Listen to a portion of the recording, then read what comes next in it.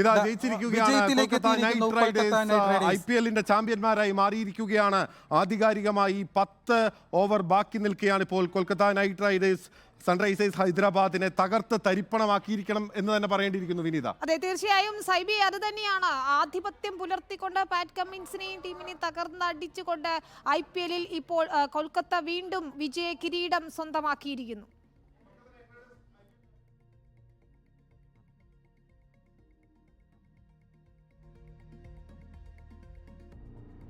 ആധികാരികമായ വിജയമാണ് കൊൽക്കത്തയ്ക്ക് ഉണ്ടായിരിക്കുന്നത്. ശ്രേയസ് അയ്യരുടെ ക്യാപ്റ്റൻസിയിൽ തുടക്കത്തിൽ പാളിപ്പോയെങ്കിലും പിന്നീട് അവസാനത്തെ കളികളെല്ലാം തന്നെ വിജയിച്ചുകൊണ്ടാണ് IPL പ്ലേ ഓഫിലേക്ക് കൊൽക്കത്ത എത്തിയത്. പിന്നീട് ആധികാരികമായി സൺറൈസേഴ്സിനെ പരാജയപ്പെടുത്തിക്കൊണ്ട് ആദ്യത്തെ ക്വാളിഫയറിൽ ഫൈനൽ പ്രവേശനം ഉറപ്പിക്കുകയും പിന്നീട് രാജസ്ഥാനെ രണ്ടാമത്തെ ക്വാളിഫയറിൽ എലിമിനേറ്ററിൽ തോൽപ്പിച്ചെത്തിയ സൺറൈസേഴ്സിനെ ഇതാ വീണ്ടും പരാജയപ്പെടുത്തിക്കൊണ്ട് IPL-ലെ കിരീടം വീണ്ടും ചൂടിയിരിക്കുകയാണ് കൊൽക്കത്ത നൈറ്റ് റൈഡേഴ്സ്. 10 വർഷത്തെ ഇടവേളയ്ക്ക് ശേഷമാണ് കിങ് ഖാൻ ഷാരൂഖ് ഖാന്റെ ടീം ജയിച്ചിരിക്കുന്നത്.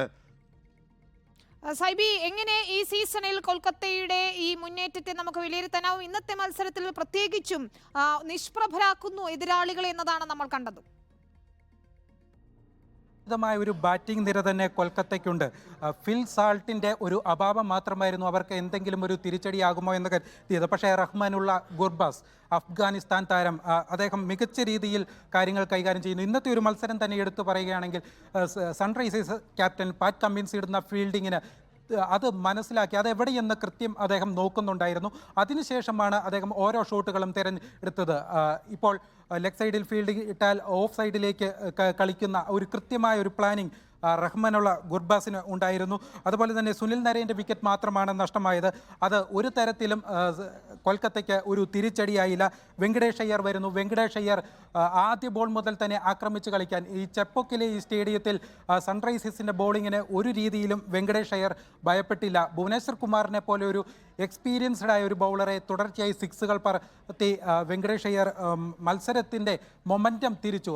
ആദ്യ ഓവറുകളിൽ തന്നെ അദ്ദേഹം ഒരു 20 റൺസ് എടുത്തപ്പോൾ തന്നെ ഒരു 9 പന്തുകൾ മാത്രമേ ബാക്കിയുള്ളൂ. ഇന്നത്തെ മത്സരം നോക്കുകയാണെങ്കിൽ 25 പന്തിൽ 51, 200-ലധികം സ്ട്രൈക്ക് റേറ്റിലാണ് ഇന്ന് വെങ്കടേഷ് അയ്യർ കളിച്ചത്. മറുവശത്ത് സൺറൈസേഴ്സിൻ്റെ ബാറ്റർമാർ താളം കണ്ടെത്താൻ വിഷമിച്ചപ്പോൾ ആണ് വെങ്കടേഷ് അയ്യർ ഇത്ര അനായാസകരമായി കളിച്ചത്. ഏറ്റവും മികച്ച ബാറ്റിംഗ് നിരയുള്ള ഒരു ടീമാണ് സൺറൈസേഴ്സ് ഹൈദരാബാദ് ഈ സീസണിൽ.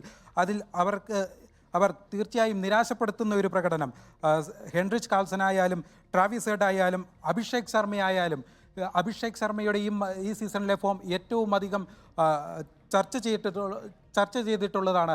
400-ലധികം റൺസ് ഈ സീസണിൽ അടിച്ചുകൂട്ടിയ താരമാണ് അഭിഷേക് ശർമ്മ. ആദ്യ ഓവറിൽ തന്നെ ശർമ്മ പുറത്തായി.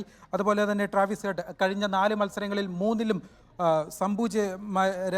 സംപൂജ്യമായാണ് അദ്ദേഹം മടങ്ങിയത്. അദ്ദേഹത്തിന്റെ പ്രകടനവും വളരെ മോശമായിരുന്നു. ഇതിൽ ഏറ്റവും പ്രധാനപ്പെട്ട എടുത്തു പറയേണ്ടത് ശ്രേയസ് അയ്യറുടെ ക്യാപ്റ്റൻസി തന്നെയാണ്. ഇതിൽ ഏറ്റവും പ്രധാനപ്പെട്ട കാര്യം എന്ന് പറയുന്നത് ഈ ടീമിൽ IPL-ലെ ഈ കിരീടം നേടിയിട്ടുള്ള കൊൽക്കത്ത ടീമിൽ നിലവിലെ 2020 വേൾഡ് കപ്പിലേക്ക് സെലക്ട് ചെയ്യപ്പെട്ടിട്ടുള്ള ഒരു ഒറ്റ ഇന്ത്യൻ താരം പോലുമില്ല. അപ്പോൾ സെലക്ടർമാർക്കുള്ള ശ്രേയസ് അയ്യറുടെ മറുപടിയായി തന്നെ ഇതിനെ കാണേണ്ടിയിരിക്കുന്നു. തീർച്ചയായും ശ്രേയസ് അയ്യറിൻ്റെ ഒരു ഗംഭീര തിരിച്ചുവരവ്. നേരത്തെ പറഞ്ഞതുപോലെ 8 മാസത്തോളം കഴിഞ്ഞ ഏകദിന ലോകകപ്പിന് മുമ്പ് 8 മാസത്തോളം പുറംവേദന കഷ്ടപ്പെടുത്തിയ ഒരു താരമാണ് ശ്രേയസ് അയ്യർ. അദ്ദേഹത്തിൻ്റെ ഒരു ഗംഭീര തിരിച്ചുവരവ്. കഴിഞ്ഞ IPL സീസണിൽ കളിക്കാൻ പോലും കഴിഞ്ഞില്ല. ഈ ഒരു പുറംവേദനയ്ക്ക് ശേഷം തിരിച്ചു വന്ന ശേഷം ലോകകപ്പിന് ശേഷം പലതവണ ഇദ്ദേഹത്തിന് ബാറ്റിങ്ങിൽ ഒരു 30 പന്തുകൾ നേരിടുമ്പോൾ വീണ്ടും പുറംവേദന അലട്ടിയിരുന്നു. പക്ഷേ ഈ ഒരു IPL-ൽ വന്നു കഴിയുമ്പോൾ അദ്ദേഹത്തിൻ്റെ ഒരു ഗംഭീര തിരിച്ചുവരവ്. അതിനു മുമ്പ് ആഭ്യന്തര ക്രിക്കറ്റ് കളിക്കുന്നില്ല എന്ന കാരണത്താൽ BCCI കോൺട്രാക്റ്റ് ഉൾപ്പെടെ നഷ്ടമായി. 2020 ലോകകപ്പിന് ശ്രേയസ് അയ്യറിന് ഇടം പിടിക്കാൻ കഴിയുന്നില്ല. ആ ഒരു എല്ലാ പരിഹാസങ്ങൾക്കും അദ്ദേഹം കൃത്യമായി മറുപടി പറഞ്ഞിരിക്കുകയാണ്. തൻ്റെ ക്യാപ്റ്റൻസി മികവ്, ഇന്നത്തെ മത്സരത്തിൽ അദ്ദേഹത്തിൻ്റെ ക്യാപ്റ്റൻസി മികവ് പ്രത്യേകിച്ചും ഐഡൻ മാക്രവും അതുപോലെ തന്നെ മധ്യനിരയിൽ ഹെൻറിച്ച് കാൾസനുമാണ് ഒരല്പമെങ്കിലും കളിക്കാൻ തുടങ്ങിയത്.